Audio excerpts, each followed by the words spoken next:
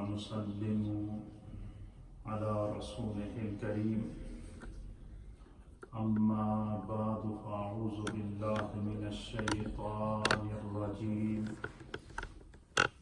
بسم الله الرحمن الرحيم قال الله تبارك وتعالى في القرآن المجيد والفرقان الحميد وَإِذْ قُلْنَا لِلْمَلَائِكَةِ اسْجُدُوا لِآدَمَ فَسَجَدُوا إِلَّا إِبْلِيسَ أَبَى وَاسْتَكْبَرَ وَكَانَ مِنَ الْكَافِرِينَ وَقُلْنَا يَا آدَمُ اسْكُنْ أَنْتَ وَزَوْجُكَ الْجَنَّةَ وَكُلَا مِنْهَا رَغَدًا حَيْثُ شِئْتُمَا وَلَا تَقْرَبَا هَٰذِهِ الشَّجَرَةَ فَتَكُونَ مِنَ الظَّالِمِينَ صدق الله مولانا العظيم وصدق رسوله النبي الأمين الكريم ونحن على ذلك لمن الشاهدين والشاكرين إن الله وملائكته يصلون على النبي يا أيها الذين آمنوا صلوا عليه وسلموا تسليما اللهم صل على سيدنا ونبينا ومولانا محمد وعلى آل سيدنا ونبينا ومولانا محمد وبارك وسلم عليه الصلاة والسلام عليك يا سيدي يا رسول الله وعلى آلك وأصحابك يا سيدي يا حبيب الله الصلاة والسلام عليك يا سيدي يا رحمة للعالمين حضرات محترم، نماز تراویح کے اندر پڑھی جانے والی منزل اور قرآن حکیم فرقان مجید کا خلاصہ الحمدللہ ہماری نیو مدینہ مسجد بولٹن سے ہر سال رمضان المبارک کے اس بابرکت مہینے میں پورے تسلسل کے ساتھ پیش کیا جاتا ہے۔ گزشتہ سالوں کے اندر ہم نے خلاصہ قرآن پیش کیا۔ اس سال 1440 ہجری کا جو رمضان شریف اللہ نے ہمیں عطا کیا ہے، اس میں ہم نے جو آپ حضرات کے لیے اور بالخصوص جو ہماری سوشل میڈیا کی ویورشپ ہے ان تمام کے لیے قصص القرآن کہ قرآن کریم فرقان مجید کے اندر اللہ نے انسانیت کی رہنمائی کے لیے جو قصے بیان فرمائے ہیں، جو واقعات بیان فرمائے ہیں، جو ہسٹری بیان فرمائی ہے، اس میں سابقہ قوموں کی ہسٹری ہے، اس میں انبیاء کرام کے تذکرے ہیں، اس میں فرشتوں کے تذکرے ہیں، اس میں جنات کے تذکرے ہیں۔ تو اللہ تعالیٰ کی تین جو تو اس کی بے شمار مخلوق ہیں، وہ خدا جانتا اس نے کتنی مخلوقات پیدا کی ہیں، لیکن اللہ نے جس مخلوق کو فار ایگزامپل پیش کیا انسانیت کے لیے، اس میں ایک انسان ہے، ایک فرشتہ ہے اور ایک جن ہے۔ تو گزشتہ درس میں نے آپ کے سامنے فرشتوں کی حقیقت پیش کی تھی، کیونکہ اللہ تعالیٰ نے تخلیق آدم علیہ السلام سے پہلے فرشتوں کا ذکر کیا تھا۔ آج کے درس میں آپ کی خدمت میں ابو البشر، پہلے انسان جن سے یہ نسل انسانی چلی، حضرت سیدنا آدم علیہ نبینا علیہ السلام کا تذکرہ، آپ کی ہسٹری، بایوگرافی آف حضرت سیدنا آدم علیہ السلام، حقیقت آف حضرت سیدنا آدم علیہ السلام، اور قرآن حکیم فرقان مجید میں اللہ تعالیٰ نے حضرت آدم علیہ السلام کی پیدائش سے لے کر آپ کے وصال تک کے تمام جو مناظر بیان کیے ہیں اس کا ہم ذکر کریں گے۔ تو یہ حقیقت میں یہ تذکرہ آدم علیہ السلام اصل میں ہم میں سے ہر ایک کا اپنا تذکرہ ہے۔ کیوں کہ آدم علیہ السلام انسانیت کی اصل ہے، انسان اول ہیں، ان کے وجود سے کائنات میں انسان پھیلا ہے۔ آپ یوں سمجھیں کہ آج ہم میں سے ہر ایک کو اپنی اصل معلوم کرنی ہے، اپنی ہسٹری معلوم کرنی ہے، اور اپنی اصل کا علم حاصل کرنا ہے کہ انسان کب سے بنا ہے، کیسے بنا ہے، اس کے تخلیق کے کیا کیا مراحل ہیں، اور اللہ نے انسان کو کیوں پیدا کیا ہے. یہ سارے وہ خوبصورت مراحل ہیں کہ آپ سنیں گے تو آپ کا ایمان تازہ ہو جائے گا. سب سے پہلی بات تو یہ سمجھیں کہ حضرت آدم علیہ نبینا علیہ الصلاۃ والسلام یہ انسان اول ہیں. کیا ہیں؟ سب سے پہلے انسان ہیں، اور آپ کی تخلیق اللہ نے اپنے ہاتھ سے فرمائی ہے. کیا فرمائی ہے؟ حضرت آدم علیہ السلام کی تخلیق اللہ نے اپنے ہاتھ سے فرمائی ہے. تو اس کا معنی کیا ہوا کہ ہم سب کیا ہیں؟ انسان ہیں، اور انسان اول کو خدا نے اپنے ہاتھ سے بنا کر اس کائنات کے لیے اپنی قدرت کا شاہکار بنا کر پیش کیا. یہی وجہ ہے کہ اللہ تعالیٰ نے بے شمار مخلوق پیدا کی ہے. اس مخلوقات کے اندر حیوانات ہیں، اس مخلوقات میں جمادات ہیں، اس مخلوقات میں نباتات ہیں، اس مخلوقات میں جن ہیں، اس مخلوقات میں فرشتے ہیں، اس میں زمین و آسمان ہیں، اس میں سمندر کے اندر ہزاروں قسم کی خدا نے مخلوق پیدا کی ہے. آسمانوں کے اوپر اللہ نے مخلوق پیدا کی ہے، زمینوں کے اوپر اللہ نے مخلوق پیدا کی ہے. لیکن کسی مخلوق کو پیدا کرنے کے بعد خدا نے فار ایگزامپل اس کو اگر تمام مخلوقات کے لیے پیش کیا ہے تو وہ حضرت انسان ہے. وہ سیدنا آدم علیہ نبینا علیہ الصلاۃ والسلام کی ذات ہے. اور پھر اسی حضرت آدم علیہ الصلاۃ والسلام کے وجود سے، آپ کی ذات سے اللہ تعالیٰ نے کم و بیش 1.25 لاکھ انبیاء اکرام کو دنیا میں بھیجا. اور پھر سب سے بڑی بات وجہ تخلیق کائنات جناب سید العالمین محمد الرسول اللہ صلی اللہ تعالی علیہ وآلہ وسلم کی جو ذات ہے، اللہ نے آپ کی ذات کو بھی حضرت آدم علیہ الصلوۃ والسلام کی وجود سے پیدا فرمایا. بڑی ایمان افروز ہسٹری ہے. تو سب سے پہلے یہ یاد رکھیے گا کہ حضرت آدم علیہ السلام یہ انسان اول ہیں، اور خدا نے جب آپ کو پیدا کر کے اور فار ایگزامپل مخلوقات کے سامنے پیش کیا تو اللہ تعالیٰ قرآن میں فرماتا ہے لَقَدْ خَلَقْنَا الْإِنسَانَ فِي أَحْسَنِ تَقْوِيمٍ. سورہ والتین والزیتون جب آپ پڑھتے ہیں تو اس کے اندر آیت آتی ہے لَقَدْ خَلَقْنَا الْإِنسَانَ فِي أَحْسَنِ تَقْوِيمٍ. اللہ فرماتا ہے کہ میں نے تمام مخلوقات پیدا کی ہے، لیکن اس تمام مخلوق میں سے میں نے جو انسان کو پیدا کیا اس کو میں نے حسین ترین صورت میں پیدا کیا. حتیٰ کہ یہاں تک حدیث کے اندر آتا ہے کہ حضور علیہ الصلوۃ والسلام نے فرمایا کہ اللہ تعالیٰ نے حضرت آدم کو اپنی صورت پر پیدا فرمایا. جس طرح خدا نے چاہا کہ ایسی میری مخلوق ہو، اپنی صورت پر اور اپنے ہاتھ سے کیوں پیدا فرمایا؟ اس کے بارے میں مفسرین نے لکھا ہے کہ اس کی وجہ یہ ہے کہ جب حضرت آدم علیہ السلام کو اللہ نے اپنا نائب بنانا تھا، اپنے نائب بنانے کے لیے ضروری تھا کہ وہ بھی قدرت کا شاہکار ہو، وہ تمام مخلوقات سے ممتاز ہو، وہ تمام مخلوقات سے منفرد ہو، اور تمام مخلوقات سے جو اتنی اللہ نے مخلوق پیدا کی ہے ان تمام سے اس کے اندر انفرادیت ہو، یکتا ہو، جو ہے وہ اس جیسا کوئی نہ ہو. پھر اللہ تعالیٰ نے حضرت سیدنا آدم علیہ السلام کی تخلیق فرمائی. حضرت آدم علیہ السلام کو تخلیق کے مختلف مراحل سے اللہ نے گزارا ہے، انشاءاللہ میں سارے پیش کروں گا. لیکن سب سے پہلے ہم نے آج یہ سیکھنا ہے کہ حضرت آدم علیہ السلام انسان اول ہیں. اللہ تعالیٰ نے قرآن حکیم فرقان مجید میں حضرت آدم علیہ السلام کا ذکر کتنی مرتبہ کیا، کتنی صورتوں میں کیا اور کتنی آیات میں کیا. یہ بات سمجھنا ضروری ہے. اس سے کیا ہوگا؟ اس سے حضرت آدم علیہ السلام کا مقام، آپ کا مرتبہ جو خدا کی نظر میں ہے وہ پتہ چلے گا. پھر اسی طریقے سے احادیث، نبی پاک صلی اللہ علیہ وسلم کی احادیث تذکرہ آدم علیہ السلام سے بری ہے. یعنی آپ مجھے بتائیں کہ حضرت آدم علیہ السلام کے مقام اور مرتبے کا اس سے بڑا اور کیا آپ اندازہ لگا سکتے ہیں کہ اللہ تعالیٰ نے قرآن حکیم کی 10 صورتوں کے اندر آدم علیہ السلام کا ذکر کیا. کتنی صورتوں میں؟ 10 صورتوں کے اندر 25 مرتبہ 25 آیات کے اندر اللہ تعالیٰ نے حضرت آدم علیہ السلام کا ذکر کیا. کل میں نے آپ سے کہا تھا نا کہ فرشتوں کو اللہ نے پیدا کیا تو اللہ نے قرآن میں فرشتوں کا ذکر کتنی آیات میں کیا تھا؟ کسی کو یاد ہے؟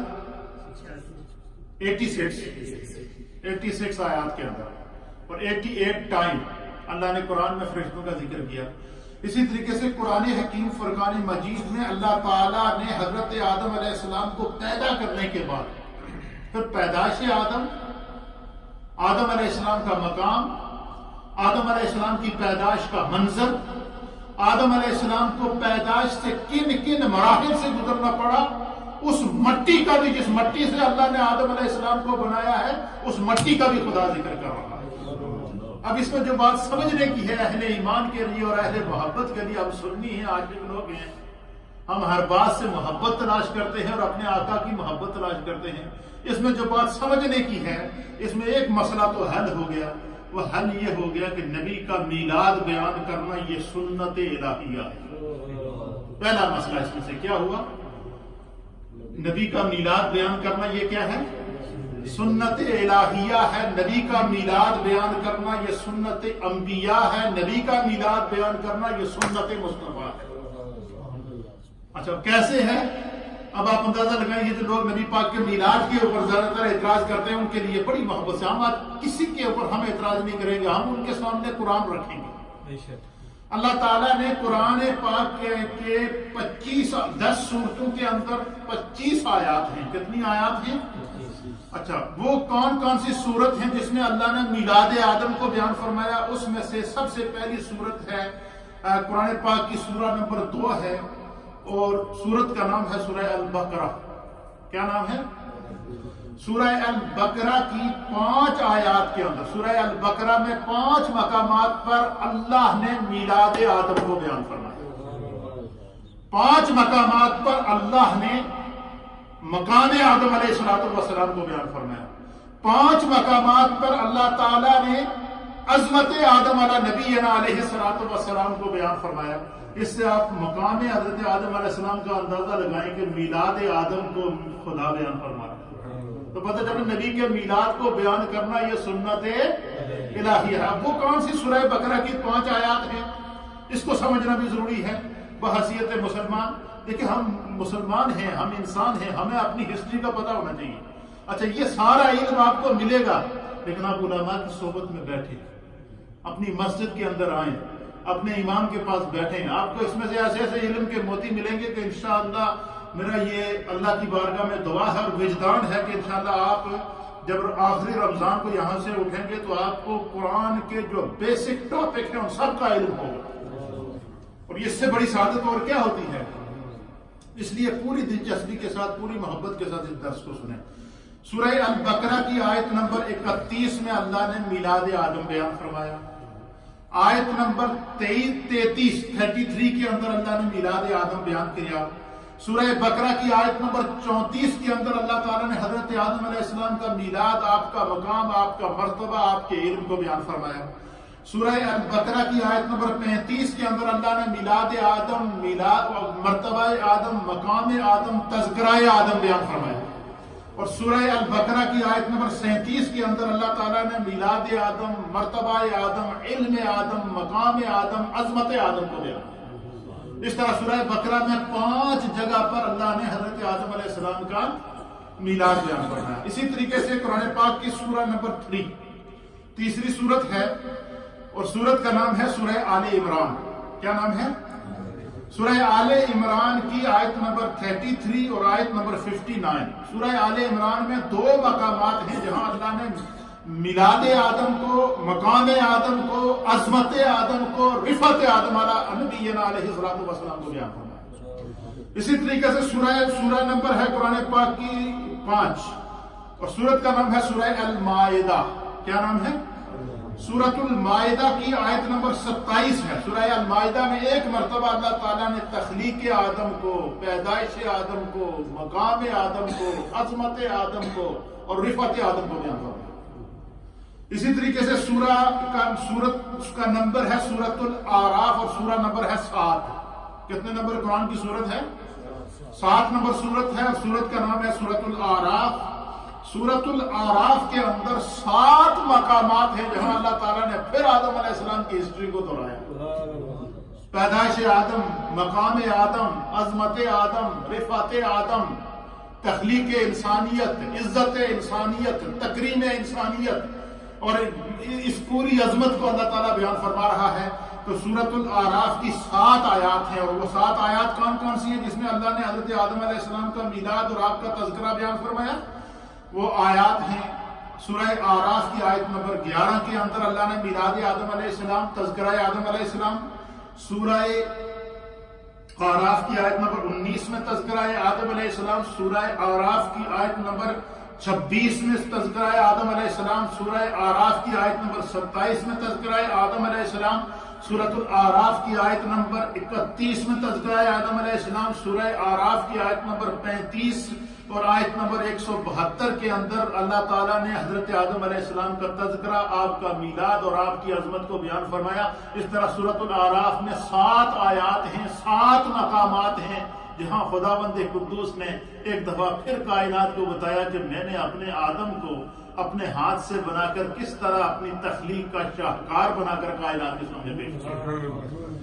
اسی طریقے سے قرآن پاک کی سورت ہے سورہ نمبر 17 نمبر سورت کا نام ہے سورت الاسراء، جسے سورہ بنی اسرائیل بھی کہتے ہیں۔ 15 سپارہ اپنے جگہ سبحان الذی اسریٰ بعبدہ، جس سورت کے اندر اللہ میرے محبوب کی معراج کو بیان فرماتا ہے۔ تو اس سورت کے اندر، سورت الاسراء کے اندر اللہ تعالیٰ نے 2 مقامات، سورت الاسراء کی آیت نمبر 61 اور سورۃ الاسراء کی آیت نمبر 70 کے اندر 2 مرتبہ اللہ تعالیٰ نے تذکرہ آدم علیہ السلام، میلاد آدم علیہ السلام، مقام آدم علیہ السلام، عظمت آدم علیہ السلام کو بیان فرمایا۔ اس کے بعد قرآن پاک کی سورت نمبر 18 ہے، اس کا نام ہے سورہ الکاف۔ کیا نام ہے؟ سورۃ الکاف کی آیت نمبر 50 کے اندر اللہ تعالیٰ نے ایک مرتبہ حضرت آدم علیہ نبینا علیہ السلام کا ذکر کیا۔ پھر اسی طریقے سے سورت کا نام ہے سورہ نمبر 19 ہے، سورت کا نام ہے سورہ مریم۔ کیا نام ہے؟ سورہ مریم، وہ جس میں اللہ تعالیٰ نے حضرت عیسیٰ علیہ السلام کی پیدائش کا ذکر کیا، اور ساتھ ساتھ سورہ مریم کے اندر سورہ مریم کی آیت نمبر 58، کتنا نمبر آیت ہے؟ 58 کے اندر اللہ تعالیٰ نے حضرت آدم علیہ السلام کا ذکر کیا، اس سورت میں عیسیٰ علیہ السلام کا ذکر کیا، اور اس سورت کے اندر ان دونوں کا ذکر کرنے سے یہ مماثلت، اللہ نے ان میں ایک مماثلت پائی جاتی تھی، تاکہ اللہ تعالیٰ نے سورت کے اندر کہیں ایک جگہ آدم علیہ السلام کا ذکر ہو رہا ہے اور اسی سورت کے اندر حضرت عیسیٰ علیہ السلام کی پیدائش کا ذکر ہو رہا ہے۔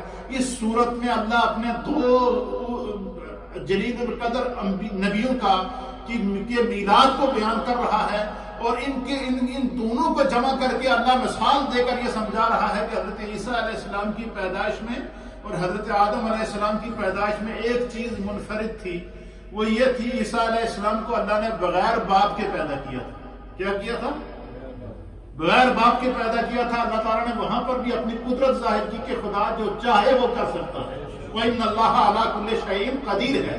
اور حضرت آدم علیہ السلام کی عظمت کو اللہ ظاہر کیا کہ ادھر عیسیٰ علیہ السلام کو اللہ بغیر باپ کے پیدا کر رہا ہے، ادھر آدم علیہ السلام کو اللہ نے بغیر ماں باپ کے پیدا کیا، اپنے ہاتھ سے مٹی سے پیدا کیا۔ یہاں پہ بھی اللہ اپنی قدرت کا شاہکار دکھا رہا ہے۔ اور اس کے علاوہ قرآن پاک کے اندر تقریباً 25 سے زائد انبیاء ایسے ہیں جن کا نام لے کر خدا ان کے میلاد کو، ان کی ہسٹری کو، ان کے مقام اور ان کے عظمت کو بیان کر رہا ہے۔ اس کی وجہ کیا ہے؟ اور باقی جتنے انبیاء ہیں ان تمام کو اللہ بتا رہا ہے کہ اپنے ماں باپ کے نطفے سے ان نے جنم لیا ہے، یا اپنے ان کا باپ بھی موجود ہے، ماں بھی موجود ہے۔ تو یہ سارے خداوند قدوس اپنی قدرت کے شاہکار دکھا رہا ہے کہ انسان کا ایمان اپنے رب پر مضبوط ہے۔ تو سورۃ المریم کی آیت نمبر 58 کے اندر اللہ نے حضرت آدم علیہ السلام کو ذکر کیا۔ اسی طرح سورہ نمبر 20 ہے، قرآن پاک کی سورت نمبر کتنی ہے؟ 20 نمبر سورت ہے۔ سورت کا نام ہے سورہ طٰہٰ۔ کیا نام ہے؟ سورہ طٰہٰ کے اندر اللہ نے 5 مقامات پر پھر حضرت آدم علیہ السلام کی ہسٹری کو بیان فرمایا۔ اب آپ اندازہ لگائیں کہ کیا مرتبہ ہے۔ اگر تو بار بار ہر سال نبی کا میلاد بنا دے، کیوں بنا دے؟ یہ اعتراض ہوتا ہے یا نہیں؟ وہ تو ایک دن پیدا ہوئے تھے، یہ کہتے ہیں یا نہیں؟ یہ اعتراض ہوتا ہے کہ نبی علیہ السلام کے 12 ربیع الاول کو وہ ایک دفعہ پیدا ہوئے تھے، تو آپ ہر سال نبی کا میلاد مناتے ہیں۔ ہم کہتے ہیں کہ اللہ تعالیٰ آدم علیہ السلام کا ذکر صرف سورہ بقرہ میں کر دیتا ہے، ان 25 سورتوں میں بار بار کیوں میلاد کر رہا ہے؟ پتہ چلا نبی کا ذکر جتنا کرو یہ سنت الہیہ ہے، جب کرو، جس وقت کہو، نہ وقت کی قید ہے، نہ ٹائم کی قید ہے، نہ دن کی قید ہے، نہ رات کی قید ہے، نہ جو وہ فجر کی قید ہے، نہ عصر کی قید ہے، نہ ظہر کی قید ہے، نہ مغرب کی قید ہے، نہ عشاء کی قید ہے. ہر لمحہ خدا کا اور اس کے مصطفیٰ کا ذکر کرو، اللہ کے نبیوں کا ذکر کرو. تو اللہ تعالیٰ نے سورہ طٰہٰ میں پھر 5 مرتبہ حضرت آدم علیہ السلام کے میلاد کو، آپ کی عظمت کو اور آپ کی رفعت کو بیان فرمایا. سورہ طٰہٰ کی آیت نمبر 115 میں اللہ نے میلاد آدم، عظمت آدم، رفعت آدم، تذکرہ آدم فرمایا. سورہ طٰہٰ کی آیت نمبر 16 کے اندر اللہ نے تذکرہ آدم علیہ السلام بیان فرمایا. سورہ طٰہٰ کی آیت نمبر 117 کے اندر اللہ نے تذکرہ آدم علیہ السلام بیان فرمایا. سورہ طٰہٰ کی آیت نمبر 120 کے اندر اللہ تعالیٰ نے تذکرہ آدم علیہ السلام بیان فرمایا. سورہ طٰہٰ کی آیت نمبر 121 کے اندر اللہ تعالیٰ نے تذکرہ سیدنا آدم علیہ السلام بیان فرمایا. اور اسی طرح سورہ یاسین، کیا کرتے ہیں سورہ یاسین، یہ قرآن پاک کی سورہ نمبر 36 ہے. سورہ یاسین کتنا نمبر سورت ہے؟ اس کی آیت نمبر 60 کے اندر، سورہ یاسین کی آیت نمبر 60 کے اندر اللہ تعالیٰ نے تذکرہ سیدنا آدم علیہ السلام فرمایا. اس طرح آج جو ہم نے علم سیکھا ہے، وہ علم کیا سیکھا ہے کہ اللہ تعالیٰ نے قرآن کریم کی 10 سورتوں میں 25 آیات میں حضرت آدم علیہ السلام کے میلاد کو، آپ کے تذکرے کو، آپ کی عظمت کو اور آپ کی رفعت کو بیان فرمایا. اور کمال کی بات یہ ہے کہ ہم نے آج صرف حضرت آدم علیہ السلام کا ابھی ذکر شروع کیا تو میلاد آدم قرآن سے ثابت ہو گیا یا نہیں؟ اچھا، قرآن کی ایک آیت سے حضرت آدم علیہ السلام کا میلاد ثابت نہیں ہوا. قرآن کی 25 آیات ہم بطور دلیل، بطور حوالہ پیش کر رہے ہیں کہ اللہ نے قرآن میں 25 مقامات پر آدم علیہ السلام کا تذکرہ، آپ کا میلاد بیان فرمایا. تخلیق آدم کو خدا بیان فرما رہا ہے. تو پتہ چلا نبی کی ولادت کو بیان کرنا، نبی کے میلاد کو بیان کرنا، نبی کے تذکرے کو بیان کرنا، نبی کی عظمت کو بیان کرنا، یہ سنت الہیہ ہے، یہ قرآن کے مطابق ہے، یہ کوئی قرآن سے الگ نہیں ہے. یہ اجمالی تعارف میں نے آپ کے سامنے پیش کیا. اور اس میں جو چیز سمجھنے کی ہے کہ یہ قرآن کریم فرقان مجید کا یہ خاص معجزہ ہے. اور اللہ تعالیٰ کے کلام کی ترتیب آپ دیکھیے، اس کے اوپر مفسرین نے بڑی مزیدار بات لکھی ہے کہ یہ دیکھیں کہ میں نے آپ سے کیا کہا کہ قرآن میں کتنی آیات میں اللہ نے آدم علیہ السلام کا ذکر کیا؟ 25 آیات میں تقریباً ایک ہی واقعے کو، میلاد آدم کو، تخلیق آدم کو، تذکرہ آدم کو اللہ نے مختلف انداز میں بیان کیا. اور یہ قرآن کا اعجاز ہے کہ ان 25 آیات کے اندر، ان 10 سورتوں کے اندر جو اللہ تعالیٰ نے حضرت آدم علیہ السلام کا ذکر کیا، مختلف انداز سے کیا. اور ان صورتوں کے مضامین اور مناسب نئے اور اچھوتے انداز میں اللہ تعالیٰ نے بیان فرمائے. باوجود اس کے کہ اللہ تعالیٰ نے ہر صورت میں مختلف انداز میں آدم علیہ السلام کا تذکرہ کیا، لیکن ان پورے 25 آیات کے اندر اور 10 صورتوں کے اندر جہاں جہاں بھی خدا نے آدم علیہ السلام کا ذکر کیا، کوئی بندہ یہ نہیں کہہ سکتا کہ پہلا واقعہ کہ دوسرے واقعے کے خلاف ہے. یہ ہوتا ہے نا کہ ایک واقعے میں متعلق مختلف روایات ہوں تو اس میں بسا کر ڈاؤٹ آ جاتا ہے، لیکن 25 مقامات پر اللہ تعالیٰ قرآن میں آدم علیہ السلام کی ولادت کو بیان کر رہا ہے، اس واقعے کو مختلف انداز سے بیان کر رہا ہے. اس صورت کا جو عنوان، جس صورت میں اللہ تعالیٰ آدم علیہ السلام کا ذکر کر رہا ہے، اس صورت کا جو عنوان ہے، اس صورت کا جو ٹاپک ہے، اس کی مناسبت سے اللہ تعالیٰ تذکرہ آدم علیہ السلام بیان فرما رہا ہے. 25 دفعہ اللہ نے قرآن میں تذکرہ آدم علیہ السلام بیان کیا. کوئی بندہ یہ ثابت نہیں کر سکتا کہ ان 25 تذکروں کے اندر کوئی ایک تذکرہ دوسرے کے خلاف ہو. یہ نہیں ہو سکتا. وہی تذکرہ ہے، وہی انداز ہے، وہی تخلیق آدم ہے، وہی میلاد آدم ہے، وہی جہاں ذکر آدم علیہ السلام ہے. اللہ تعالیٰ اس کو مختلف انداز سے، مختلف عظمتوں کے ساتھ، مختلف رفعتوں کے ساتھ، مختلف جہتوں کے ساتھ بیان کر رہا ہے تاکہ امت کو یہ سبق ملے کہ جب نبی کا تذکرہ کرو تو جو آپ کو اچھا انداز ملے اس میں ذکر نبی ضرور کرو. یہ سنت الہیہ ہے، یہ چیز سمجھنے کی ہے. تو اس کے بارے میں مفسرین نے لکھا کہ یعنی یہ اس کے اندر خاص بات تھی کہ اتنا کچھ ہونا. اسی وجہ سے اللہ تعالیٰ قرآن حکیم فرقان مجید کی سورۃ النساء کے اندر ارشاد فرماتا ہے افلا يتدبرون القرآن ولو كان من عند غیر اللہ لوجدوا فیہ. فرمایا کہ اللہ رب العالمین فرماتا ہے کہ افلا يتدبرون القرآن، کہ کیا قرآن کے اندر تم لوگ غور و فکر نہیں کرتے؟ نہیں کرتے، غور و فکر سے کام نہیں لیتے. اگر وہ اللہ تعالیٰ کے سوائے کسی غیر کا کلام ہوتا تو بلا شبہ وہ اس قسم کے تضاد اور اختلاف کو پا دے۔ عام کوئی بندہ اگر ایک واقعے کو مختلف انداز سے لکھتا ہے تو کوئی اعتراض کر سکتا ہے، لیکن خداوند قدوس نے 25 مرتبہ حضرت آدم علیہ السلام کی ولادت اور آپ کے تذکروں کو بیان فرمایا، اس میں کوئی بندہ تضاد تلاش نہیں کر سکتا، کوئی اس کے اندر اختلاف تلاش نہیں کر سکتا۔ ہر صورت کے اندر اللہ نے نئے انداز سے عظمت آدم علیہ السلام بیان فرمایا۔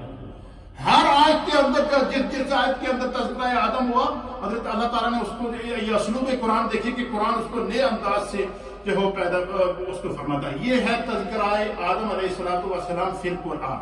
اب جو چیز بڑی مزے کی سمجھنے کی ہے وہ آپ کو ہم اس کی طرف لے جائیں گے، تو اس میں ہم آپ کو یہ بتائیں گے کہ حضرت آدم علیہ نبینا علیہ السلام کی تخلیق کس طرح، اللہ نے آدم علیہ السلام کو کس طرح پیدا کیا، اس کے اوپر انشاءاللہ العزیز چند معروضات پیش کروں گا۔ یہ تذکرہ آدم علیہ السلام اتنا طویل ہے، اس کے اندر علم کے وہ موتی اور وہ خزانے ہیں، ان کو اگر ہم بیان کریں گے تو آپ سنیں گے تو آپ کو اندازہ ہوگا۔ لیکن آج آپ کے علم میں اضافہ ہوا نہیں، آپ کے علم میں یہ پہلے تھا کہ اللہ نے قرآن میں کس انداز سے حضرت آدم علیہ السلام کو بیان فرمایا۔ تو یہ چیزیں علماء کی مجالس میں بیٹھنے سے یہ علم اللہ تعالیٰ جو ہے وہ عطا فرماتا ہے۔ تو تخلیق آدم، پیدائش آدم کس طرح ہوئی، اس کو مفسرین نے بڑے خوبصورت انداز سے قرآن و حدیث کی روشنی کے اندر بیان فرمایا، اور اللہ تعالیٰ نے قرآن کے اندر حضرت آدم علیہ السلام کی تخلیق کو بیان کرتے ہوئے فرمایا کہ اللہ تعالیٰ نے آدم علیہ السلام کو کس طرح پیدا کیا، کہ اللہ تعالیٰ نے حضرت آدم علیہ السلام کو مٹی سے پیدا کیا۔ کس سے پیدا کیا؟ مٹی سے پیدا کیا۔ انسان یہ جو ہماری باڈی ہے یہ پارٹ آف دا ارتھ ہے، یہ زمین کا حصہ ہے، یہ مٹی کا حصہ ہے۔ مٹی کہاں سے آئی ہے اس کے اوپر بھی میں آپ کو پوری تفصیل بیان کروں گا کہ اللہ تعالیٰ نے پوری روئے زمین کی مٹی کو جمع کر کے حضرت آدم علیہ السلام کو پیدا کیا۔ پھر اللہ تعالیٰ نے حضرت آدم علیہ السلام کو جو مٹی سے پیدا کیا، اس مٹی کا جس مٹی سے آدم علیہ السلام کے وجود کو بنایا ہے، خدا اس مٹی کا بھی ذکر کر رہا ہے۔ آپ مجھے بتائیں کہ جو زمین کا وہ حصہ، وہ مٹی جو آدم علیہ السلام کے وجود کے ساتھ لگی، وہ قرآن بن گئی، وہ انسان کی تلاوت بن گئی، انسان کا تذکرہ بن گیا۔ تو جس ذات کے صدقے اللہ نے اس کائنات کو پیدا کیا، اور حضور علیہ السلام فرماتے ہیں کہ اول ما خلق اللہ نوری، اللہ نے سارے تو پہلے مجھ مصطفیٰ دے نور کو پیدا کیا، اپنے نور سے خدا نے میرے نور کو اللہ نے پیدا کیا، حضور فرماتے ہیں۔ اور نبی اکرم صلی اللہ تعالیٰ علیہ وسلم فرماتے ہیں کہ میرا نور اس وقت بھی موجود تھا، پھر فرمایا کہ میں اس وقت بھی اللہ کا نبی تھا، کنت نبیا وآدم بین الماء والطین۔ حضور فرماتے ہیں کہ جب آدم علیہ السلام مٹی اور پانی کے اندر آپ کے خمیر کو، جسم کے خمیر کو گوندا جا رہا تھا، مٹی اور پانی کے مراحل سے آپ گزر رہے تھے، فرمایا خمیر آدم علیہ السلام جب تیار ہو رہا تھا، میرے آقا فرماتے ہیں اللہ نے میرے نور کو پیدا کر لیا تھا، میں دیکھ رہا تھا، میں اس وقت بھی نبی تھا۔ وآدم بین الماء والطین، جب آدم علیہ السلام پانی اور مٹی کی منظروں کو طے کر رہے تھے۔ پھر فرمایا کنت نبیا وآدم بین الروح والجسد۔ اب یہ دیکھیں یہاں پر سرکار دو عالم صلی اللہ علیہ وسلم میلاد آدم علیہ السلام بیان فرمانے، حضور فرماتے ہیں کہ میں اس وقت بھی اللہ کا نبی تھا کہ جب آدم علیہ السلام کی وجود کو مٹی سے اللہ نے آپ کی باڈی کا ڈھانچہ بنا دیا، آپ کی باڈی تیار ہو گئی، تو پھر خداوند قدوس نے آدم علیہ السلام کے اندر جب روح ڈالی تو فرمایا کنت نبیا وآدم بین الروح والجسد۔ آدم علیہ السلام روح اور جسم کی منزلوں کو طے کر رہے تھے، روح آدم علیہ السلام کے جسم میں داخل ہوئی تو حضور فرماتے ہیں کہ میں اس کو دیکھ رہا تھا۔ کیسے دیکھ رہا تھا اس کے اوپر انشاءاللہ میں آگے آپ کو حدیث سناؤں گا، آپ کا ایمان تازہ ہو جائے گا۔ سب سے پہلے یہ سمجھنا ضروری ہے کہ اللہ تعالیٰ نے حضرت آدم علیہ السلام کی تخلیق مٹی سے کیوں فرمائی، یہ چیز سمجھنا ضروری ہے۔ کیا علماء نے اس کے اوپر بحث کی ہے؟ لیکن جب علماء مفسرین اس پر بحث کرتے ہیں تو کتنے نکات نکالتے ہیں۔ یہ پہلا نقطہ انہوں نے یہ بنا کہ پہلے تو اس پر غور کریں کہ اللہ نے کسی اور چیز کا انتخاب کیوں نہیں کیا، مٹی کا ہی انتخاب کیوں کیا حضرت آدم علیہ السلام کے لیے، اس کی وجہ کیا تھی؟ کیا فرماتے ہیں علامہ فخر الدین رازی رحمۃ اللہ علیہ، اسی طریقے سے صاحب روح المانی نے اس کو نقل فرمایا ہے، صاحب تفسیر کبیر میں علامہ فخر الدین رازی نے اس کو نقل فرمایا ہے، اور دیگر محدثین اور مفسرین نے اس کو نقل فرمایا ہے کہ حضرت آدم علیہ السلام کو اللہ نے مٹی سے کیوں آپ کی تخلیق فرمائی؟ فرمایا کہ جب وہ انہیں کسی اور مادے سے بھی تخلیق کرنے پر قادر تھا، تو اس کے علماء نے مختلف جوابات دیے۔ مفسرین نے جب اس پر اپنا علم اور محبت اور تحقیق کا قلم دوڑایا تو اللہ تعالیٰ نے ان کے لیے پھر علم کی راہیں کھولی۔ انسان علم میں جتنی جستجو کرتا ہے، خدا اتنا اس کے علم میں کیا کرتا ہے؟ اضافہ کرتا ہے۔ یہی وجہ ہے کہ نبی پاک صلی اللہ علیہ وسلم کو اللہ نے ما کانا وما یکونا ہر چیز کا علم اللہ نے سرکار دو عالم صلی اللہ علیہ وسلم کو عطا فرمایا۔ یعنی کائنات کی کوئی شے ایسی نہیں تھی جو حضور کے علم سے پوشیدہ ہو، اس کے باوجود حضور دعا کرتے تھے رب زدنی علما، میرے رب میرے علم میں اضافہ کرو۔ علماء نے لکھا کہ جتنا بندہ علم میں جستجو کرے گا، کوشش کرے گا، خدا اس کے لیے راہیں کھول دے گا۔ تو یہ علماء نے تخلیق آدم پر بحث کرتے ہوئے یہ لکھا کہ اللہ تعالیٰ نے حضرت آدم علیہ السلام کی تخلیق مٹی سے کیوں کی، کسی اور جنس سے کیوں نہ کی؟ اس کی کیا وجہ تھی؟ اس میں خدا کی کیا حکمت تھی؟ یہ چیز سمجھنا ضروری ہے۔ اور اب مفسرین لکھتے ہیں کہ اس میں سب سے پہلی حکمت یہ تھی تاکہ انسان میں عاجزی اور انکساری کا عنصر پایا جائے۔ مٹی کے اندر کیا ہے؟ عاجزی۔ دیکھیں یہ جس زمین پر ہم رہتے ہیں، یہ زمین کیا ہمارے جرم برداشت نہیں کرتی؟ اس زمین پر ہم کیا جرم نہیں کرتے، لیکن یہ پھر بھی اپنے سینے میں اس کو برداشت کرتی ہے۔ پھر یہی انسان جب فوت ہوتا ہے تو پھر اس کو اپنے اندر وہ سما لیتی ہے۔ پھر جتنا بھی آپ دیکھیں کہ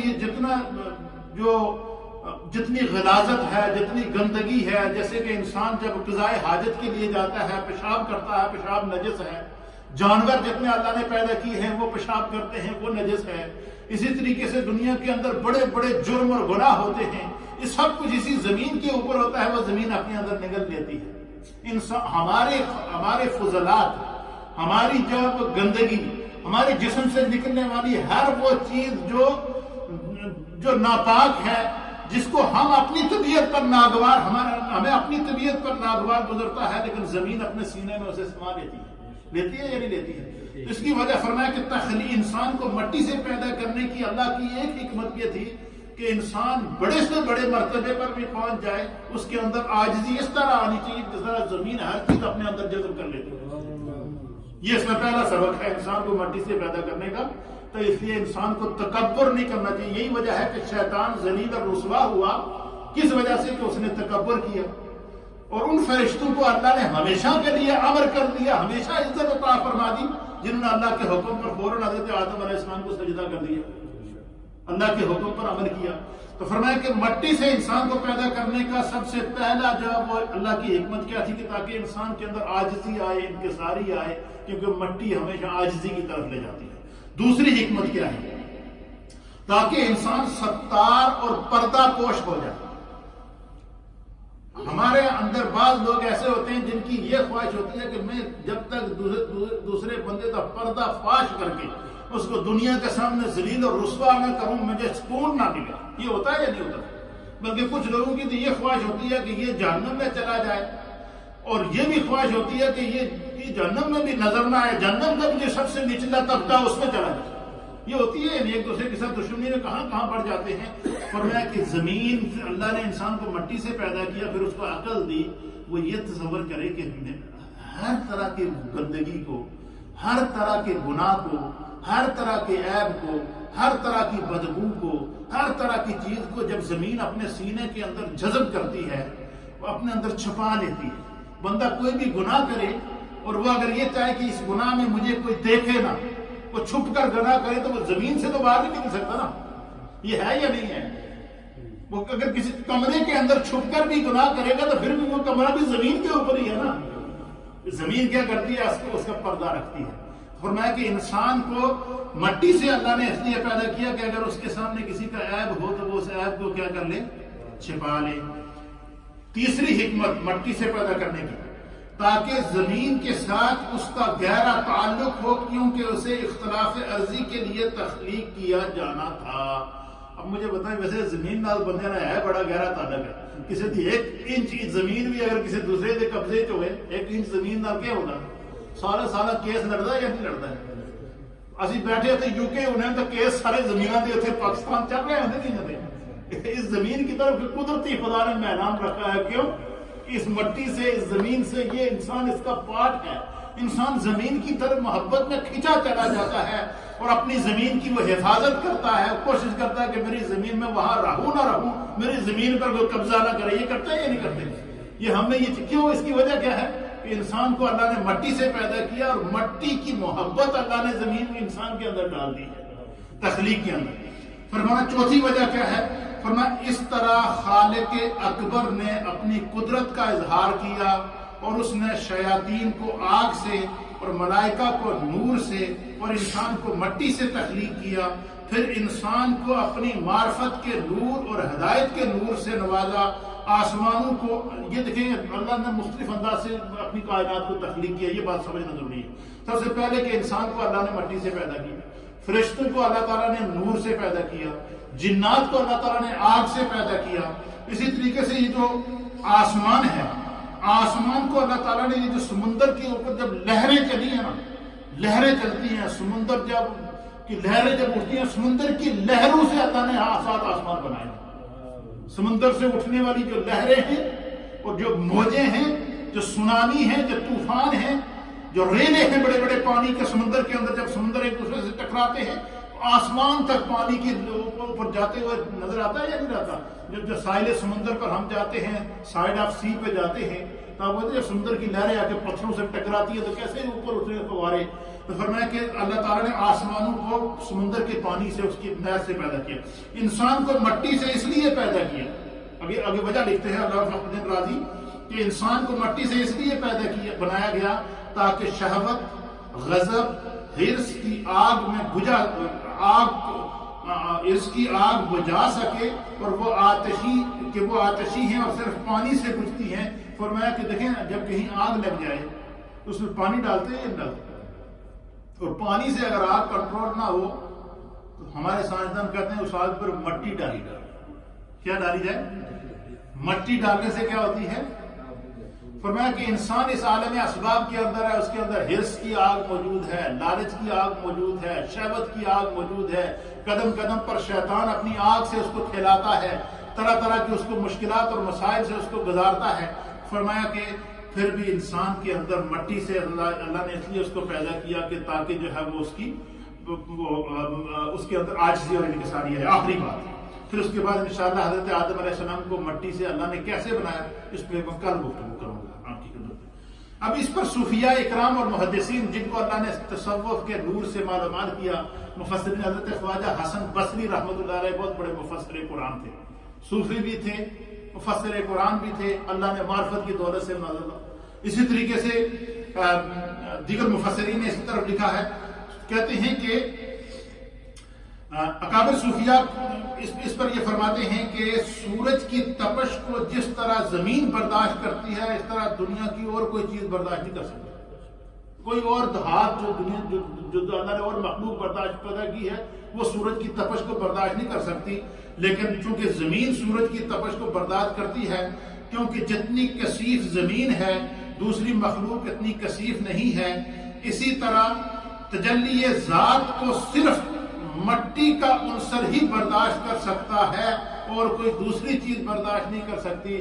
مٹی سے بنا ہوا یہ جو وجود ہے یہ انوار الہیہ کو اور تجلیات الہیہ کو برداشت کر سکتا ہے، اور جس دل کے اندر اللہ کا نور آتا ہے اور جو اللہ کے نور سے معمور ہو جاتا ہے تو پھر کیا ہوتا ہے؟ اللہ کے حبیب فرماتے ہیں کہ تم اس کا چہرہ دیکھو گے، اذا رؤوا ذکر اللہ، تمہیں اس کا چہرہ دیکھتے ہی خدا یاد آ جائے گا.